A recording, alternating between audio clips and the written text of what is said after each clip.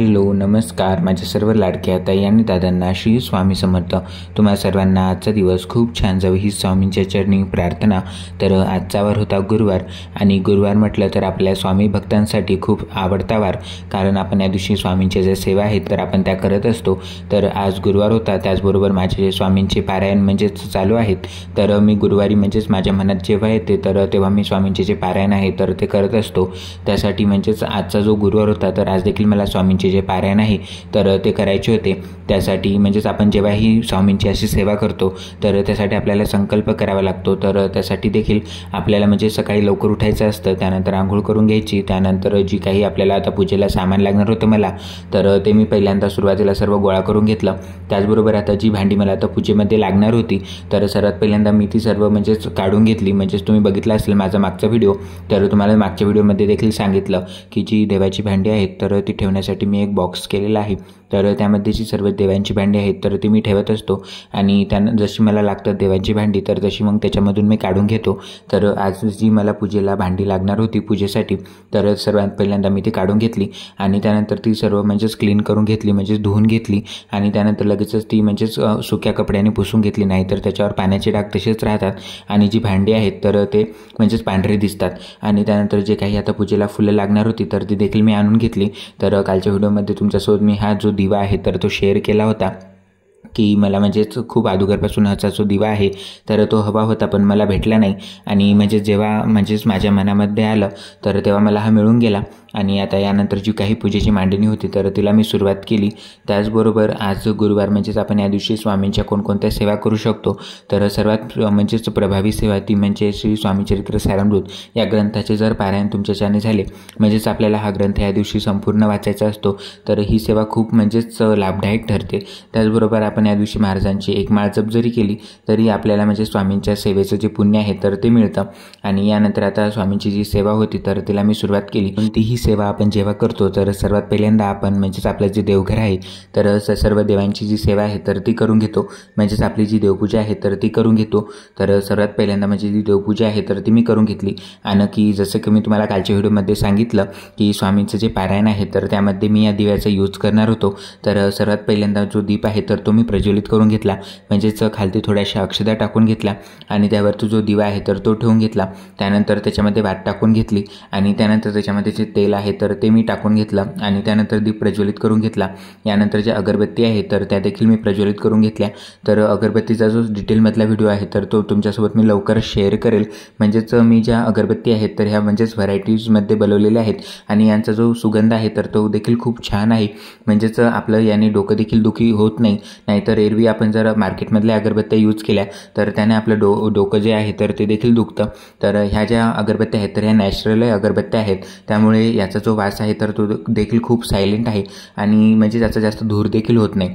तर सर्वात पहिल्यांदा जी दीपपूजन आहे तर ते मी करून घेतलं आणि त्यानंतर जी देवांची माझ्या देवघरामध्ये फोटो आहेत तर त्यांना देखील मी अष्टगंध लावून घेतला आणि त्यानंतर जी फुलं आहेत तर ती मी अर्पण करून घेतली। तर आज मला बरीचशी जी लाल फुलं आहेत तर ती मला मिळून गेली होती आणि त्यानंतर जो स्वामी महाराजांचा माझ्याकडे फोटो आहे तर तो मी सर्वात पहिल्यांदा पुसून घेतला आणि त्यानंतर जे काही म्हणजेच मला जिथे महाराजांचा फोटो ठेवायचा होता तर तिथे अशा प्रकारे थोडीशी मी तांदळाची रास जी आहे तर ती टाकून घेतली। आणि जो फोटो आहे तर त्याला मागे स्टँड नाही आहे, त्यामुळे तो जो आहे तर तो सरकत होता त्याच्यावरून, त्यासाठी जे म्हणजेच गजानंतलक्ष्मी माझ्या देवघरामध्ये आहेत तर मी म्हणजेच फोटोच्या दोन्ही साईडला ते ठेवून घेतले, जेणेकरून जो फोटो आहे तर त्याला एक बॅलेन्स म्हणजेच एक मिळेल, त्यामुळे जो फोटो आहे तर तो सरकणार नाही।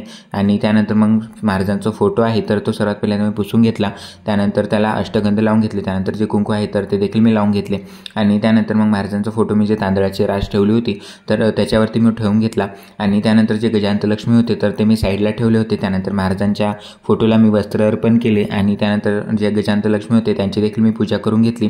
आणि आता जे दिवे होते माझ्याकडे तर तुम्ही हे दिवे मागच्या व्हिडिओमध्ये देखील बघितलेले असतील, तर हे शंखचक्र दिवे असे याला म्हणतात। तर हे दिवे देखील आपल्या पूजेमध्ये खूप छान दिसतात आणि मला म्हणजे बघता क्षणी खूप आवडले होते, त्यामुळे मग मी हे जे दिवे आहेत तर हे देखील मी घेतले होते होते. आता यानंतर मी सर्वात पहिल्यांदा दिवे प्रज्वलित करून घेतले आणि त्यानंतर जी गणपती बाप्पांची मूर्ती आता म्हणजे मी पूजेमध्ये ठेवणार होतो तर तिला देखील मी अभिषेक करून घेतला. म्हणजेच ओम गण गण गणपती नमः या मंत्राचा जप करत करत आपल्याला जी गणपती बाप्पांची मूर्ती असते तर तिचा अभिषेक करून घ्यायचा असतो. तर गणपती बाप्पांच्या मूर्तीच्या जागी तुम्ही म्हणजे सुपारी देखील ठेवू शकता. पण माझ्याकडे जी गणपती बाप्पांची मूर्ती आहे तर मी खास म्हणजेच जेव्हा आपण पूजा करतो तर त्याच्यासाठीच मी खास गणपती बाप्पांची मूर्ती बनवलेली आहे. त्यामुळे मी कोणतीही जेव्हा सेवा करतो तर तेव्हा सुपारीच्या जागी गणपती बाप्पांची मूर्ती आहे तर तिचाच मी यूज करतो. यानंतर गणपती बाप्पांच्या मूर्तीला मी विराजमान केले पूजेमध्ये. सर्वात पहिल्यांदा जी नागवेलीची पानं होती तर ती म्हणजे तिकडे भेटत नाहीत, त्यामुळे जी आंब्याची पानं असतात तर तीच मी पूजेमध्ये यूज करतो. तर सर्वात पहिल्यांदा 2 जी आंब्याची पानं आहेत तर ती मी खाली ठेवून घेतली, त्यावरती अक्षता ठेवून घेतल्या आणि त्यावरती जी गणपती बाप्पांची मूर्ती आहे तर ती मी ठेवून घेतली. त्यानंतर गणपती बाप्पांच्या मूर्तीला मी अष्टगंध हळदी कुंकू लावून घेतलं. त्यानंतर जे वस्त्र आहेत तर ते देखील अर्पण करून घेतले. त्यानंतर मी दुर्वा देखील आणली होती तर दुर्वा देखील गणपती बाप्पांच्या मूर्तीला अर्पण करून घेतली आणि त्यानंतर जे फूल होतं लाल तर जास्वंदाचे तर ते देखील मी अर्पण करून घेतले. त्यानंतर आपल्याला कलशाची देखील स्थापना करायची असते. म्हणजेच कळस हा ऑप्शनल असतो, म्हणजेच तुम्हाला जर स्थापना करायची असेल तर तुम्ही करू शकता, जर तुम्हाला करायची नसेल तर तुम्ही नाही केली तरी चालेल. पण मी प्रत्येक पूजेमध्येच म्हणजेच कळसाची स्थापना करत असतो, कारण कलश हा शुभ मानलेला जातो आपल्या मराठी संस्कृतीमध्ये. त्यामुळे मग कलशाची जी स्थापना आहे तर ती मी केली. म्हणजेच आपण जेव्हा कलशाची स्थापना करतो तर तेव्हा सर्वात पहिल्यांदा आपल्याला खाली तांदळाची राश टाकून घ्यायची, त्यावरती थोडेसे हळदी कुंकू टाकून घ्यायचे, त्यावरती जो आपल्याला तांब्या ठेवायचा आहे म्हणजेच तुमच्याकडे जो देखील तांब्या असेल तर तो तुम्ही घेऊ शकता. तर माझ्याकडे हा ॲल्युमिनियमचा तांब्या आहे, म्हणजे त्याच्यावरती अष्टगणपती आहेत, त्यामुळे मग हा तांब्या मी पूजेमध्ये यूज करतो. तर तो मी ठेवून घेतला. त्यावरती जी नागवेलीची पानं म्हणजेच तुम्हाला मी सांगितलं की इकडे भेटत नाहीत, त्यामुळे जी आंब्याची पानं होती तर ती मी ठेवून घेतली. आणि म्हणजेच कळसामध्ये आपल्याला 1 रुपया, 1 सुपारी, थोडंसं हळदी कुंकू, थोड्याशा अक्षता, 1 फूल देखील टाकायचं असतं आणि त्यावरती जो आपला श्रीफळ आहे म्हणजेच नारळ आहे तर तो ठेवून घ्यायचा असतो. आणि त्यावर नंतर नारळाला देखील मी हळदी कुंकू लावून घेतलं आणि त्यानंतर जे शंख म्हणजेच तुम्ही माझ्या देवपूजेमध्ये बघता म्हणजेच देवघरामध्ये मी जे शंख ठेवतो तर तो देखील मी पूजेमध्ये ठेवून घेतला. आणि त्यानंतर जे काही म्हणजेच महाराजांना आपल्याला म्हणजे पाणी ठेवायचं असतं भरून, तर जे लोटी भांडं आहे माझ्याकडे महाराजांचं पाणी भरून ठेवण्यासाठी तर ते देखील मी ठेवून घेतलं.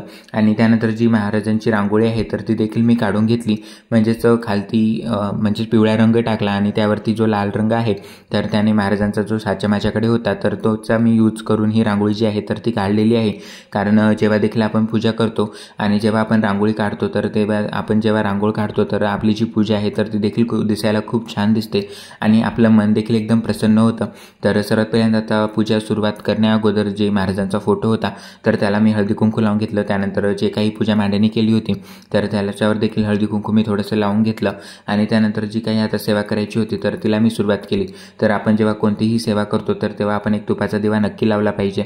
त्यासाठी तुमच्यासोबत मी हा व्हिडिओ शेअर देखील केला. म्हणजेच हे जे तुपाचे दिवे आहेत तर हे देखील मी ऑनलाईनच बनवलेले आहेत एका ताईंकडून.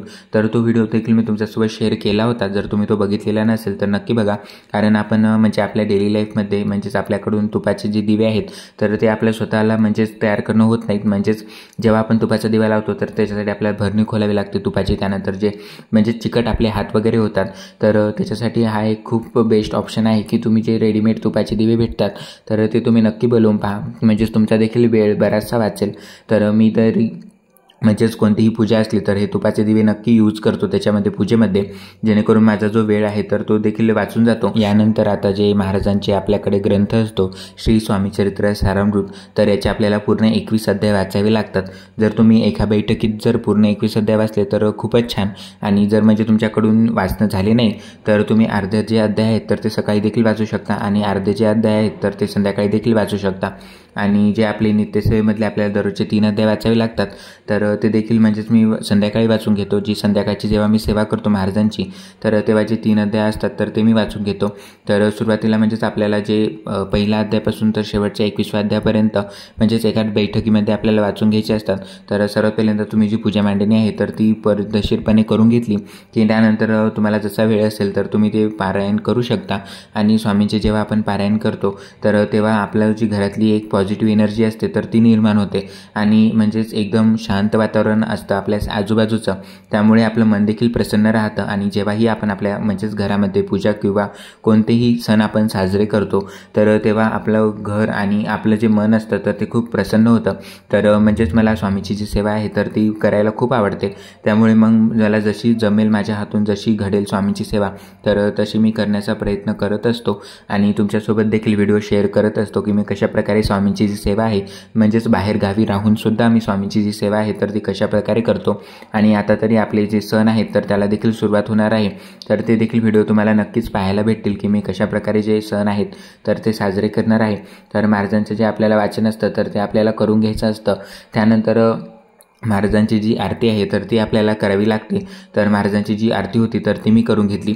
म्हणजे जे नित्यसेवा स्तोत्र मंत्र हे पुस्तक आहे तर यामध्ये आपल्याला संपूर्ण माहिती दिलेली आहे की आपण वारानुसार कोणत्या सेवा करायच्या आणि महाराजांची जी सकाळची आरती संध्याकाळची आरती तर यामध्ये संपूर्ण माहिती दिलेली आहे. महाराजांची आरती झाल्यानंतर महाराजांना मी म्हणजेच दूध आणि साखर याचाच नैवेद्य दाखवला.